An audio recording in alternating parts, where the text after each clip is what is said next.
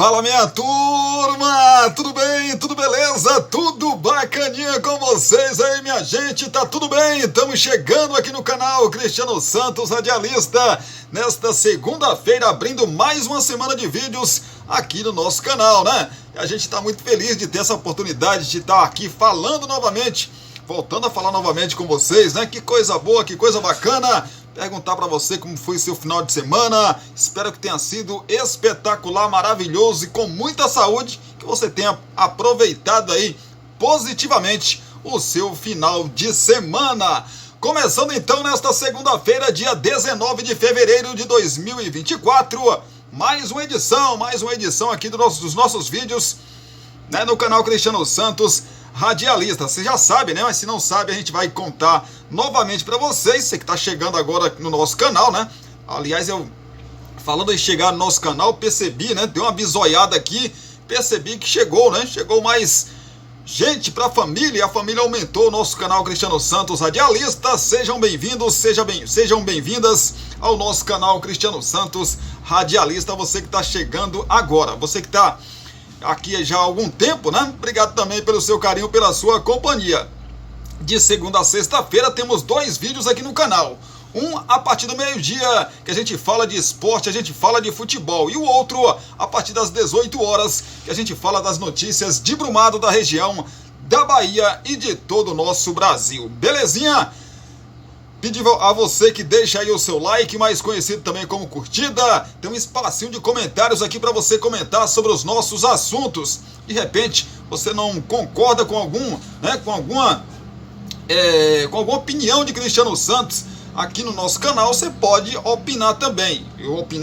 Falar sobre alguma notícia que a gente traz por aqui, você pode aí comentar também aqui nesse espacinho de comentários, tá bom? Compartilhe esse nosso vídeo com seus grupos das suas redes sociais, que ajuda demais a gente. Se você ainda não for inscrito no canal, se inscreve. Não se esqueça de acionar o sininho de notificações em todas, porque assim o YouTube vai sempre te avisar quando subir um vídeo novo aqui no canal. Belezinha? Combinado? Certinho então. Já a gente traz muita informação para você, entre elas os estaduais pelo Brasil. Tivemos clássico no Rio de Janeiro, clássico aqui na nossa Bahia e clássico também em São Paulo.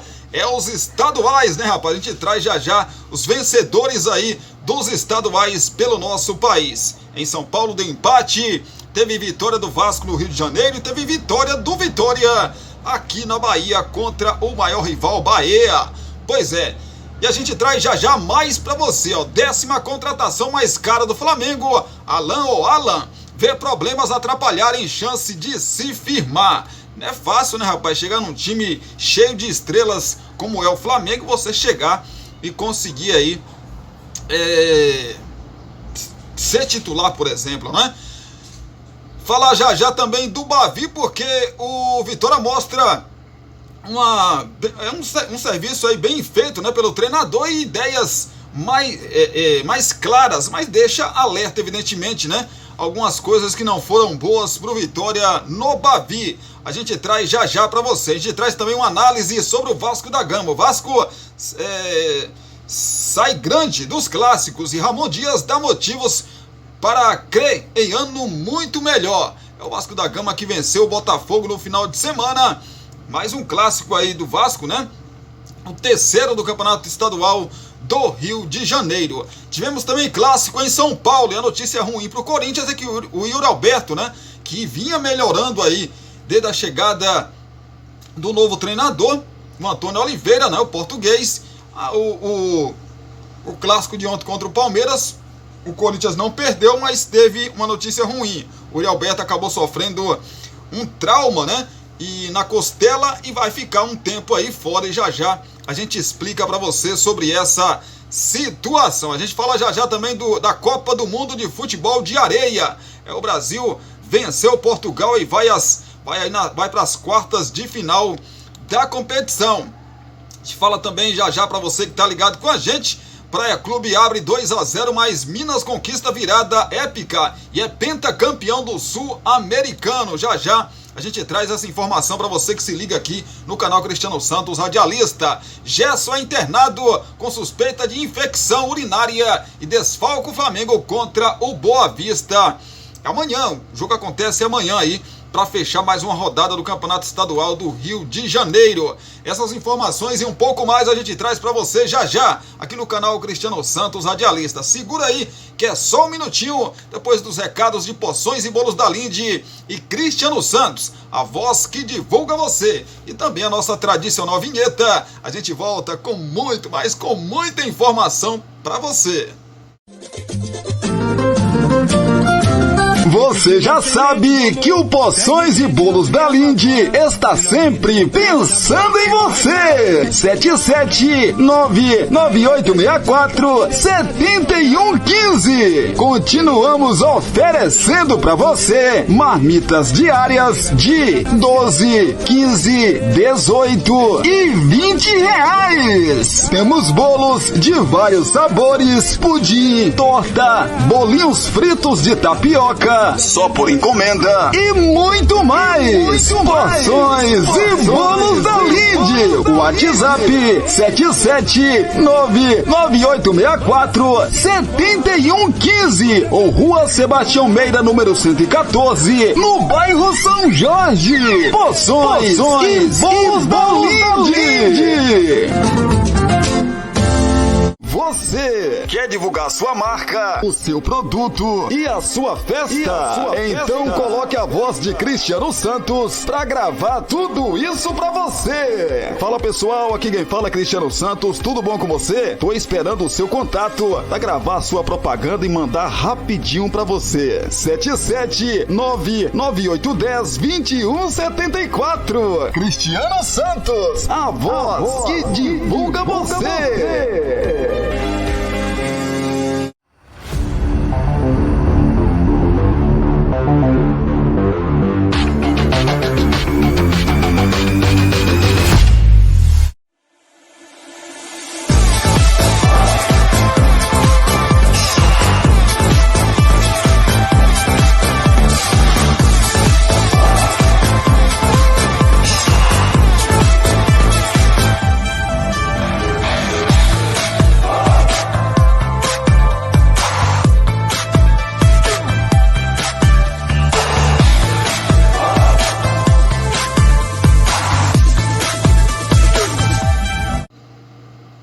Estamos de volta aqui pelo canal Cristiano Santos Radialista, agora sim com muita informação para você que gosta aí de notícias de esporte, de futebol. A gente abre essa semana, aliás, mais uma semana, te agradecendo demais, agradecendo primeiramente nosso querido e bom Deus, né, pela saúde, pela oportunidade de estar aqui falando aí com você que se liga sempre no nosso canal. 10ª contratação mais cara do Flamengo, Alan vê problemas atrapalharem, né, chance de se firmar no Mengão.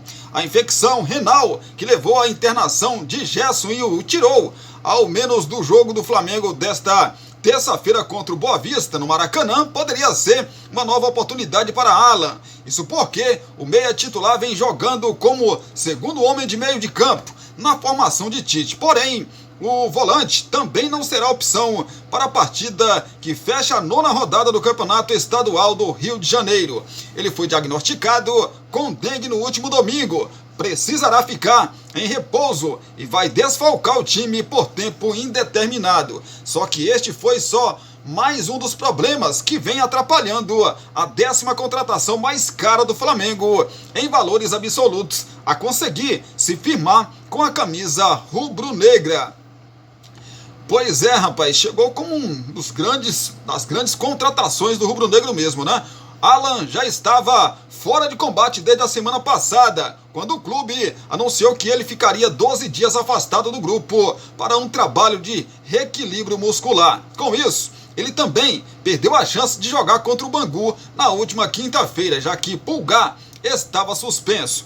E ainda viu surgir um novo concorrente com a boa atuação do jovem Igor Jesus, de só 20 anos. No ano passado, o volante, que foi um pedido do técnico Jorge Sampaoli, chegou ao clube no meio da temporada, o que por si só dificulta a busca por espaço pelo fato de já ter um time montado, mas ele vinha numa sequência entrando praticamente em todos os jogos até sofrer uma ruptura da fáscia plantar do pé esquerdo, às vésperas da final da Copa do Brasil contra o São Paulo. Isso foi em setembro e o departamento médico rubro-negro aproveitou o período de recuperação da lesão para resolver outro problema.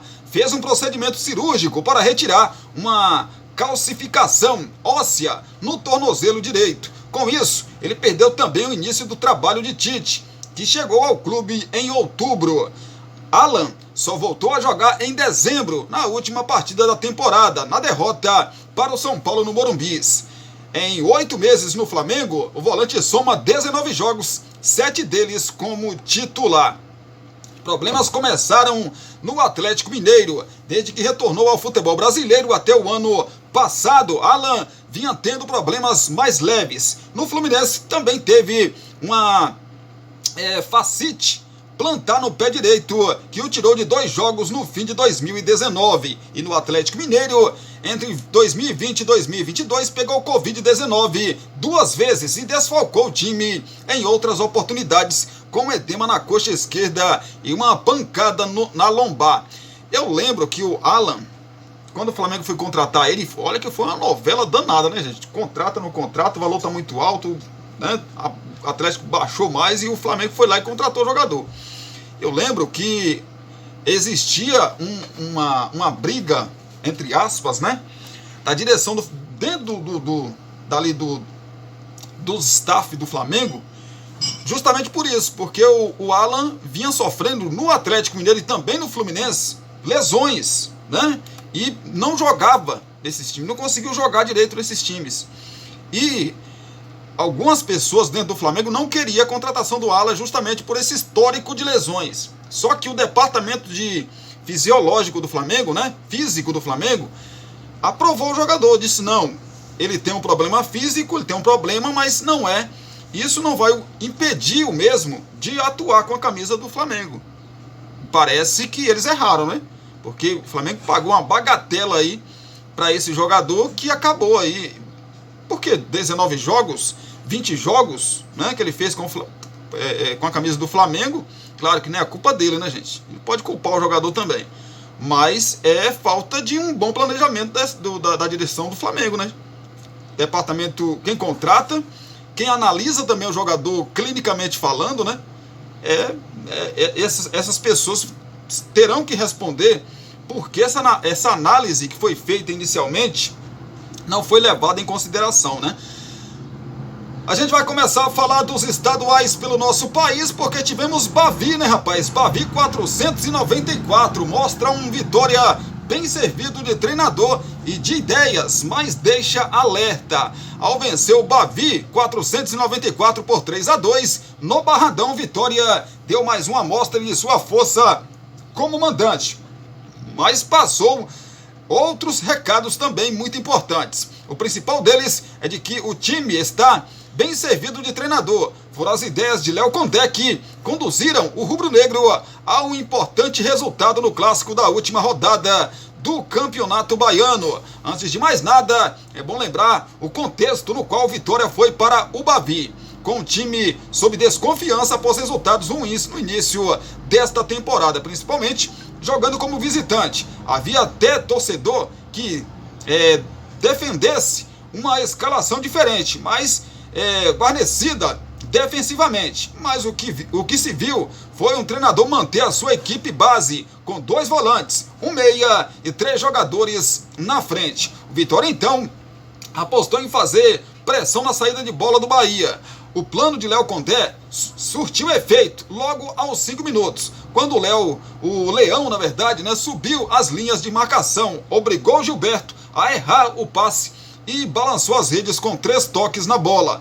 De Mateuzinho para Alejandro, que tocou para Osvaldo encher o pé e marcar o primeiro gol do rubro-negro baiano. O coletivo rubro-negro seguiu bem, com o plano sendo executado à risca nas 4 linhas. O Vitória mostrou muita intensidade e conseguiu dificultar a vida do Bahia no meio de campo. o setor onde o tricolor tem mais qualidade. Mas erros individuais e o cansaço custaram uma virada ao rubro-negro. O Bahia não conseguia criar chances claras até que uma indecisão de Alejandro virou passe errado, que terminou em contra-ataque do tricolor diante de uma desorganizada defesa rubro-negra, principalmente depois de um bote errado, né, de Camutanga em Cauli no meio de campo. No fim, gol de empate de Tassiano. A equipe treinada por Léo Condé manteve a pressão alta para dificultar a criação do Bahia a partir do meio de campo de defesa, e mais de um momento aí do jogo, né, até obrigou o adversário a recorrer ao chutão. Além disso, Vitória era perigoso nos contra-ataques, principalmente contando com noite de destaque aí de Mateuzinho. Em um dos lances conduzidos pelo camisa 10, Osvaldo desperdiçou grande oportunidade na cara do gol. Se o primeiro gol do Bahia teve erros individuais, no segundo o cansaço também foi importante. Em um raro momento em que o Vitória não apertou a marcação, desde o ataque, o tricolor trabalhou a bola e articulou jogada pelo lado direito da defesa rubro-negra, de onde Juba cruzou para Everton Ribeiro marcar de cabeça nas costas de Wagner Leonardo. No segundo tempo, a bola continuou aí com o Bahia, né, rapaz? Vitória fez uma única alteração para o segundo tempo. Yuri Castilho, que não estava tecnicamente bem, ficou no vestiário e deu lugar a Matheus Oliveira. Se a saída do camisa 7 parecia óbvia, a entrada de Gonçalves, quando a torcida pedia por Zé Hugo, se mostrou um acerto do treinador, que viu o time melhorar em campo. Pois é, no bom primeiro tempo do Vitória, talvez tenha faltado apenas mais intensidade na fase ofensiva, algo que definitivamente existiu na segunda etapa. Rubro-negro acelerou o jogo e passou a criar chances de gol. O empate poderia ter saído logo no começo da segunda etapa. A pressão rubro-negra aumentou a partir dos 26 minutos, quando Rezende foi expulso e deixou Vitória com um jogador a mais em campo. A superioridade numérica ofereceu novas oportunidades para Condé, que sacou Dudu, colocou Zé Hugo e mandou o Leão para o ataque de uma vez por todas. O empate veio depois de 4 minutos, com cruzamento de Matheus Gonçalves para Osvaldo. E a virada também não demorou. Aos 38 minutos, Mateuzinho cobrou escanteio e Alejandro desviou de cabeça. Uma assistência merecida para o camisa 10, que fez ótima partida no Barradão. Mas não se engane, o Vitória já era bem superior ao Bahia antes de ficar com um jogador a mais. Pois é, o jogo do Vitória foi muito bom, né, gente? Eu confesso para vocês que não assisti o jogo, porque a gente tem muito jogo para assistir. Eu não assisti o jogo, mas depois eu assisti uns 20 minutos de melhores momentos desse Bavi, né? E o que percebi foi um Vitória, assim, surpreendentemente muito agressivo para cima do Bahia. Bahia que esse ano fez contratações assim, né, grandes, e tem um time muito superior ao time do Vitória. Só que, rapaz, é 11 contra 11, né? O negócio é 11 contra 11. Enquanto se trata de clássico, aí, meu amigo, não tem esse negócio de time do Bahia no papel é melhor do que o time do Vitória. O time do Vitória no papel é melhor do que o time do Bahia. As coisas se igualam, gente. Quando é clássico, as coisas se igualam. Claro que o Vitória não pode se empolgar demais com essa vitória sobre o Bahia. Tem que ficar feliz, evidentemente que tem, mas tem que se ajustar, né? As coisas que não deram certo. As coisas que não deram certos aí, né? Certas. Até porque o Vitória precisa ainda ir ao mercado, agrupar mais esse time, porque tá na Série A do Campeonato Brasileiro, né? E Série A é diferente de Série B, né, gente? Série A é muito diferente de Série B. Vitória precisa ir atrás de mais contratações. É legal, é bom você vencer o clássico, dá confiança você vencer um clássico, mas não adianta nada você vencer um clássico ou ganhar o Campeonato Baiano e voltar para a Série B no Campeonato Brasileiro, né? Vitória precisa ainda. O time do Vitória é uma base do time que subiu para a Série A do Campeonato Brasileiro, aquele time que foi campeão da Série B. Praticamente o mesmo time. Só chegaram algumas peças, né? Outras nem estrearam ainda. Mas o rubro-negro precisa ainda. A gente sabe que a situação financeira do Vitória não né, a mais favorável, mas Vitória tem que achar né, uma maneira de se reforçar a equipe mesmo não tendo muita grana, né? Falar do Vasco da Gama, Vasco que teve o clássico contra o Botafogo no Newton Santos ontem. O Vasco sai grande dos clássicos e Ramon Dias dá motivos para crer em ano muito melhor. O grande reforço da era SAF é Ramon Dias. Desde que chegou ao clube em julho do ano passado, o treinador deu provas do que consegue fazer o time render, né? Não importa a adversidade. O Vasco sai grande dos principais testes do início da temporada. O desempenho nos 3 clássicos dá esperança de uma equipe mais competitiva em 2024. A vitória por 4-2 sobre o Botafogo no último domingo, mais conhecido como ontem, coroa o bom trabalho que o técnico vem fazendo nos últimos meses. O que mais impressiona é que, se comparado aos rivais, o Vasco é o que mais mudou e o que ainda tem mais lacunas no elenco. Depois de destacar a urgência por reforços nos 2 primeiros clássicos, a análise do jogo contra o Botafogo é de que o time de Ramon venceu e convenceu, apesar da necessidade que segue existindo, né, de contratar mais jogadores. E se chegarem as peças que a comissão técnica cobra e aguarda, o resultado pode ser ainda melhor. No ano passado, quando ninguém mais acreditava na reação do Vasco, Ramon bateu na mesa e garantiu que o time se salvaria. Ele conseguiu o improvável e o trabalho do treinador é combustível para o vascaíno acreditar que o melhor está por vir.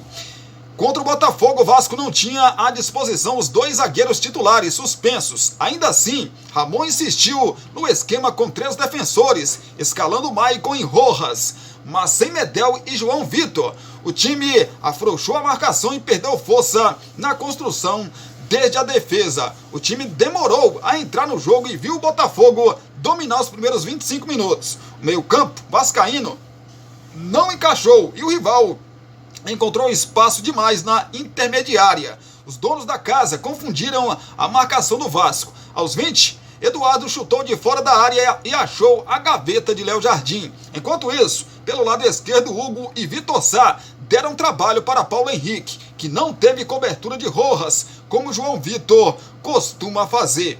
Paulo Henrique, sobrecarregado na defesa, também ficou ocupado na frente. Era pelo lado do lateral direito que o Vasco buscava os ataques no primeiro tempo. Faltava a bola chegar a Payet e Piton para variar a construção. Quando isso aconteceu, a história mudou. Foi no talento do francês que o time conseguiu virar. O lance começou com PH e teve participação de David e também o Zé Gabriel antes de a bola chegar aos pés do camisa 10. Um passe brilhante encontrou Galdames, que se movimentou bem. Pisou na área, dominou e empatou aos 28 minutos. O chileno caiu como uma luva no meio-campo do Vasco. No momento em que o Botafogo era superior e dominava no Newton Santos, o Vasco colocou a bola no chão e encontrou o caminho da virada, de chave e do placar também. O alvinegro perdeu o ímpeto inicial e o time de Ramon Dias equilibrou as ações. O técnico, não satisfeito aí com o que viu no primeiro tempo, mudou o posicionamento da etapa final. Payet, antes caído pela meia esquerda, passou a jogar mais centralizado, com David mais próximo de Berrete no ataque. De cara surtiu efeito. Antes do primeiro minuto, o Vasco trocou passes e e numa investida cirúrgica de Galdames, achou o segundo gol. Piton, pouco acionado até então, recebeu na esquerda, tabelou com David e chutou de bico para virar o confronto. Na verdade não foi de bico não, foi de 3 dedos, viu gente? Foi de 3 dedos. Mas é uma vitória que é pro Vasco também, como eu disse aqui do Vitória no clássico Bavi contra o Bahia, né? É para ficar feliz? Lógico que é. Né? O desempenho do Vasco ontem, tirando os primeiros 25 minutos ali, foi muito bom. Foi muito bom. Quando o Vasco, principalmente depois que teve a parada técnica, né, que tem no Carioca, o Vasco até então não tinha achado ali uma maneira, né? Até porque o Maicon, a gente até entende, né? Muito tempo sem jogar, porque ele é reserva ali, treinar é diferente de jogar, né? Do jogo real mesmo, é diferente, evidentemente que é. Mas é isso. um time tem que contar também com as reservas, porque nem os titulares não vão jogar todos os jogos. É por isso que é importante você ter um elenco, né? O Maicon, que não tinha comprometido, mas também o Vasco como um todo dava muito espaço no começo do jogo pro time do Botafogo, né? Rodar essa bola, tocar a transição, o Botafogo começou com tudo para cima. Teve um gol anulado, e assim, para muitos não foi impedimento, mas para mim sim, coisa de centímetros, e até uma pena, porque foi um golaço, um gol muito bonito do Botafogo, uma transição bem bacana, movimentação dos jogadores, mas estava impedido. Pouquíssimos centímetros ali, mas estava, né? E se tem o VAR, tá um pouco na frente, tem que marcar o impedimento, infelizmente. Eu digo infelizmente porque o gol foi muito bonito, realmente, né? Mas depois o Vasco da parada, né? Ramon Dias conversou com os jogadores e o Emiliano também, evidentemente, cobrou muitos jogadores. O Vasco voltou com outra cabeça.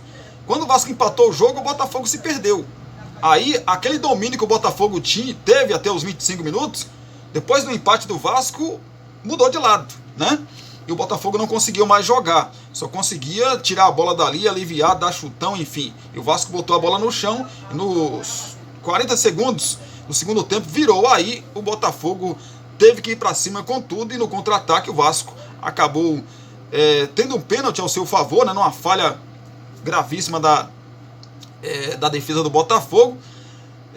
O Vasco teve um pênalti, o Verratti, que ainda não havia marcado gol, né, nessa temporada, de pênalti, acabou fazendo o terceiro gol do Vasco. Depois, numa jogada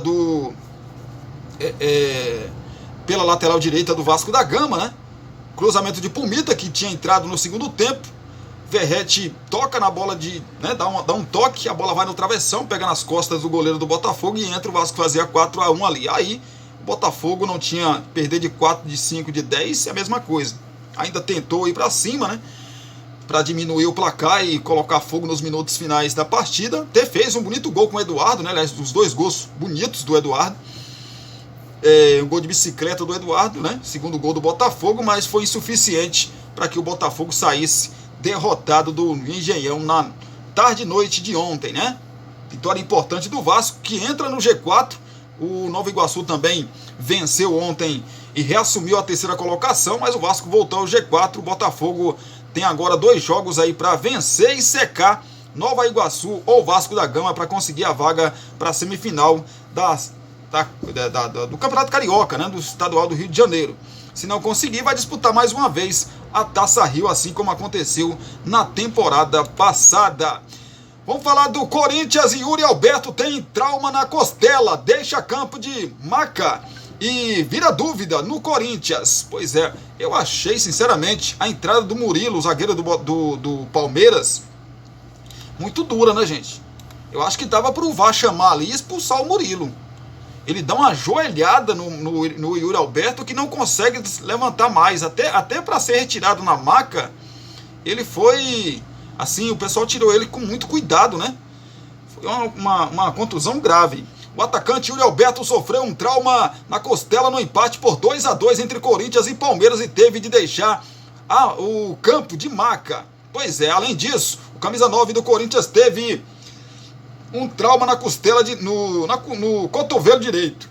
Por conta disso, saiu da Arena Barueri com o braço imobilizado. Yuri Alberto fará exames e será melhor avaliado pelos médicos do Corinthians nesta segunda-feira. Ele é dúvida para a partida contra o Cianorte, quinta-feira pela Copa do Brasil. Dificilmente ele irá jogar do jeito que ele saiu, né? Os traumas do atacante aconteceram por conta de uma entrada dura do zagueiro Murilo, já no fim do derby. Cássio também preocupa. O goleiro do Corinthians também se machucou e precisou sair de campo com a ajuda dos médicos. O Cássio foi expulso, né, numa jogada do Palmeiras na entrada da área, jogada que ele derrubou o Rony, né? Cássio teve um trauma no quadril e também será avaliado nesta segunda-feira para saber se poderá enfrentar o Cianorte. Você que acompanha a gente nas redes sociais, lá no TikTok, Cristiano Santos V, no TikTok, assim que sair a informação das contusões de Cássio e também Yuri Alberto, né?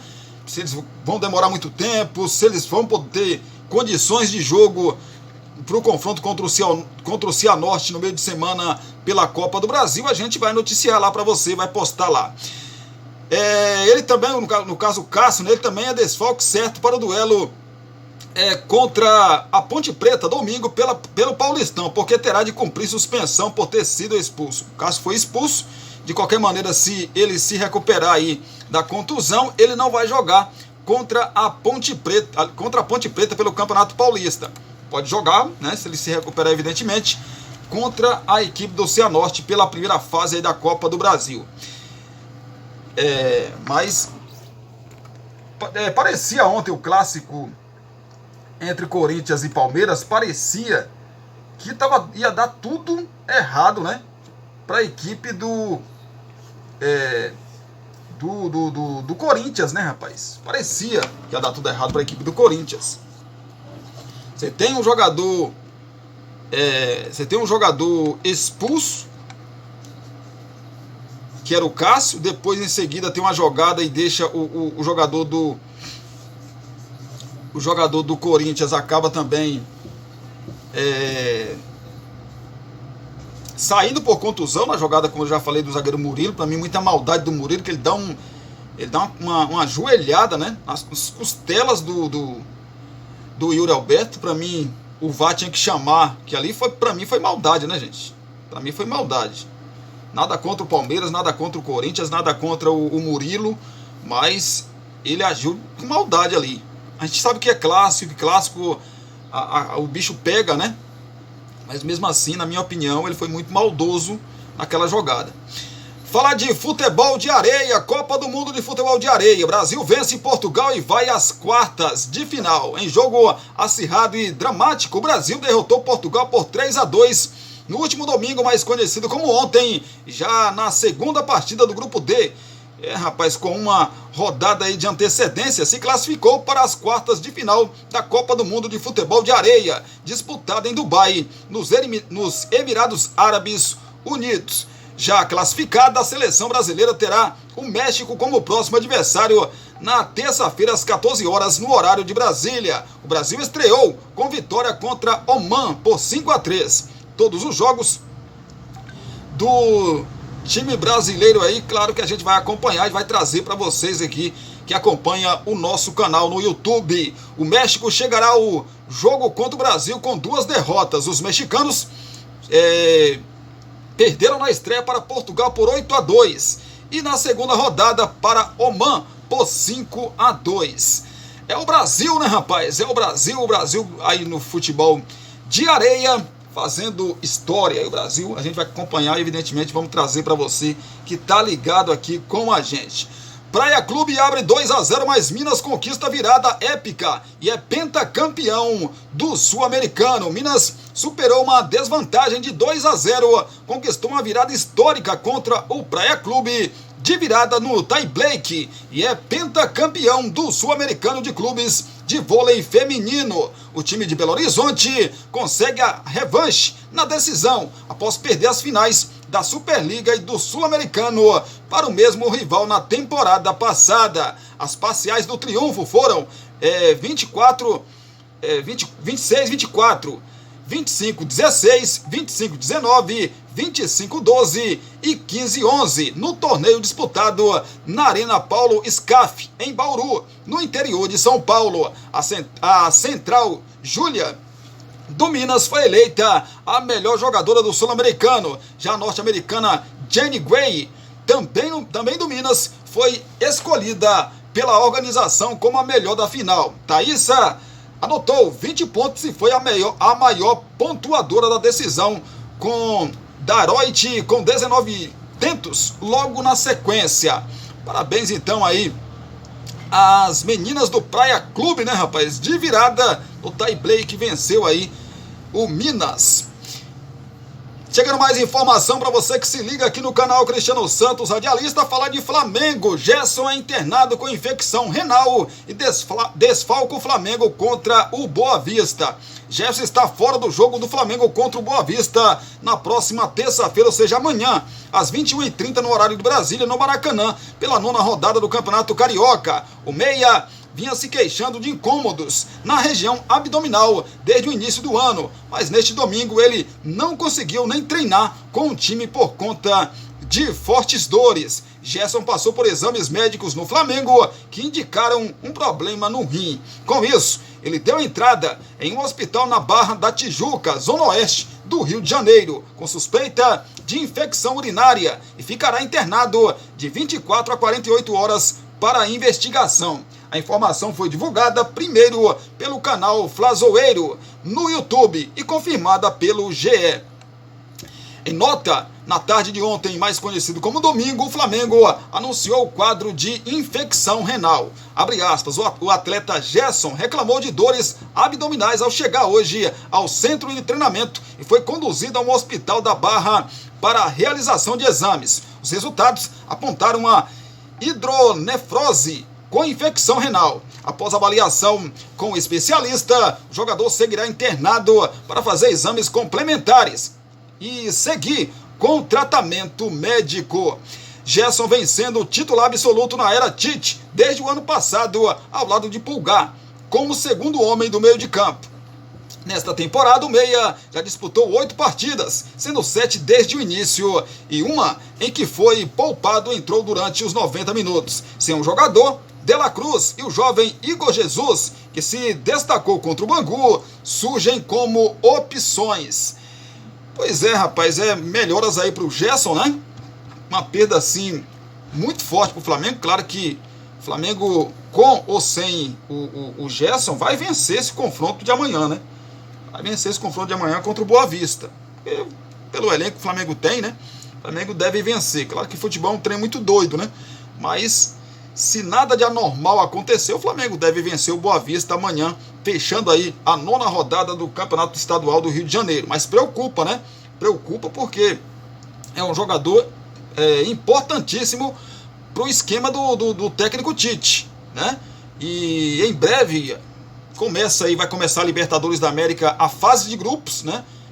Essa semana começa para os brasileiros a pré-Libertadores, no caso aí para o Botafogo e também para o Bragantino, né? 2 equipes brasileiras que se classificaram aí para a pré-Libertadores vão disputar aí seus jogos para quem sabe chegar à fase de grupos da competição e a sequência da temporada também, né? Então, boa recuperação para o Gerson. Tomara que não seja nada de mais grave, né, rapaz? Apesar que isso já é muito grave, né? Uma situação complicadíssima. Não estou falando aqui nem do jogador, estou falando da pessoa Gerson. Então tomara que ele consiga se recuperar.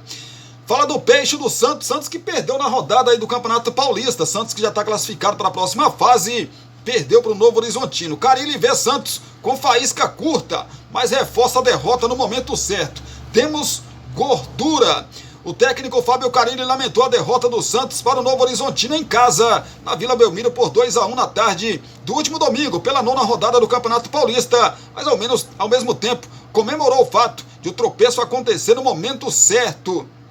Ficou um jogo um pouco sonolento. Jogaram em cima do nosso erro e fizeram isso bastante. Começamos a forçar o jogo por dentro. Perdemos a paciência. Muita bola longa com 3 zagueiros altos. Deixamos de fazer nosso jogo. Depois ficamos mais agressivos, mais leves e mais descansados. Alguns atletas deram sinal de que a sequência pesou, mas o saldo nos 9 jogos é positivo. É bom que aconteça agora porque temos gordura e podemos treinar um pouco mais. Ponderou logo no começo da entrevista coletiva o treinador do Peixe. Dos 9 jogos, o Peixe perdeu 2, empatou 1 e ganhou outros 6. Soberano no grupo A do estadual, já está classificado à próxima fase e agora poderá treinar taticamente. Mas o principal será recuperar os meio-campistas Juliano e Casares. Até o momento, o Peixe não achou substitutos. Senti jogadores fazendo força e corpo não correspondendo. Temos jogadores com características diferentes. Nonato não gosta de jogar de costas. Eu penso que o William, pelo jogo contra o São Paulo e pela movimentação de hoje, com mais explicações, pode dar respostas com Morelos e Furque. Os meias, hoje são Juliano e Casares. No resto, precisamos achar alternativas de acordo com rivais. Carille viu um Santos de faísca curta, sem pegada suficiente para encarar um rival que tentou a todo momento se impor fisicamente. Eu penso que a questão da gente ter sofrido bastante do Novo Horizontino passa por fazer jogo mais seguro na zona de construção e não fazer o que o rival quer. Nosso pensamento e atitudes está um pouco de faísca curta, não estava ligada. Achei nosso time muito pouco concentrado, precisava estar mais. Vem do desgaste, mas o saldo é positivo. Que bom que foi agora e teremos tempo para trabalhar, na verdade. Encerrou aí o treinador. É aquela coisa, né? Uma derrota, claro que derrota é sempre uma derrota, né, gente? Uma derrota é sempre uma derrota. Não existe, essa derrota, nossa, não vamos... Derrota, né? E com as derrotas você aprende. O time do Santos, claro, tem que ser cobrado, mas é surpreendente o que o Santos vem fazendo, né? Que o Carille conseguiu fazer com esse time do Santos, porque aquele time que foi rebaixado no ano passado no Campeonato Brasileiro, praticamente ele foi todo desfeito. Se ficou aí, foi 1, 2, 3 jogadores no máximo. Eu acho que nem isso, né? Ou talvez sim. Mas o Santos teve que ir ao mercado e contratar muitos jogadores, né? E esses jogadores vêm dando uma resposta muito bacana. Claro que, como é começo de temporada, o esforço todo que esse elenco do Santos vem fazendo, chega uma hora que o físico do jogador pede menos, né? E é normal acontecer isso. Vamos falar novamente do Vasco da Gama. Emiliano Dias fala que Vasco está adquirindo a mentalidade de clássicos e e clássico é vida ou morte, né? Disse aí o treinador do Vasco, o auxiliar técnico do Vasco. O Vasco venceu o Botafogo por 4-2 no clássico de domingo pela 9ª rodada da Taça Guanabara e entrou no G4 da competição. A vitória de virada dos visitantes aconteceu principalmente pelo segundo tempo da equipe do Nilton Santos. A equipe terminará a Taça Guanabara sem derrotas em clássicos. Sempre falamos o mesmo tanto com Ramon quanto o grupo. Clássico é vida ou morte. Pode não jogar tão bem, mas sabe que tem que lutar. Viemos de uma escola de River e Boca, onde perde e morre. Essa mentalidade que o grupo está adquirindo. E seguimos lutando. Vamos seguir até o final. Gente, quando ele fala perde e morre, não é que o jogador vai perder o clássico e todo mundo vai morrer. Ou vão matar o jogador. É na linguagem do futebol, né? Perdeu a torcida, a cobrança é gigante em cima do time do tamanho do Vasco. Clássicos são clássicos em todos os lados. Jogamos também o Al Hilal e Al Nasser. Os clássicos se vivem diferentes. São semanas que um não desfruta e quando o resultado vem, você desfruta ou sofre. Clássico é clássico. Na Argentina vivemos de uma maneira diferente porque nascemos lá, nos criamos no River e se joga de outra forma. Mas os clássicos aqui são maravilhosos de jogar e se desfrutar muitíssimo. Em 12 dias jogamos 3 clássicos, completou Emiliano.